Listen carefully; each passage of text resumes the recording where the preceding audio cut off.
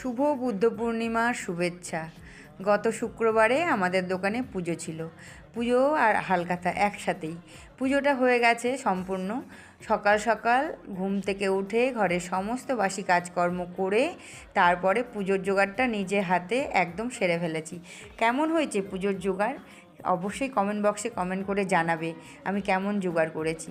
নারায়ণ পুজো হয়েছে আর লক্ষ্মী গণেশ পুজো হয়েছে। দেখো কি সুন্দর লাগছে না নারায়ণকে দেখতে। এই দেখো নারায়ণ শিলা। হ্যাঁ, তো এই তো পুজো কমপ্লিট হয়ে গেল কাকুর। আর কাকু এখন ওইদিকে দরজাতে মানে শাটারে তেল সিঁদুর দিচ্ছে। এইবারে কাকু নারায়ণ তুলে নারায়ণ নিয়ে যাবে। তো এখন হচ্ছে আমাকে বলল যে বোমা উলু দাও, শঙ্খ বাজাও, সব কিছু করো। তাই আমি হচ্ছে এখন উলু দিচ্ছি আর ঘন্টা বাজাচ্ছি। এই যে কাকুর সমস্ত পুজো হয়ে গেছে কমপ্লিট। এবারে কাকু নারায়ণ তুলবে, নারায়ণ তুলে নিয়ে যাবে। তো আমাদের এই বুদ্ধ পূর্ণিমার দিনে গণেশ, লক্ষ্মী আর নারায়ণ পুজো করে আমরা মানে হালখাতা করি আর কি। এরপরেই প্রসাদ খাওয়া হবে, তারপরে লোকজন আসা শুরু হবে। আমাদের দুপুরবেলার থেকেই লোকজন আসতে শুরু করে। যারা দূরের তারা দুপুরবেলায় আসে, আর যারা লোকাল তারা সন্ধ্যাবেলা আসে।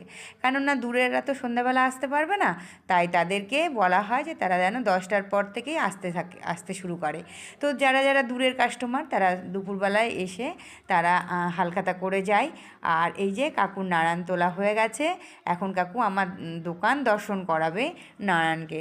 তো ভগবান এখন আমাদের দোকান দর্শন করে তারপরে কাকুর সাথে কাকুর গৃহে ফিরে যাবে।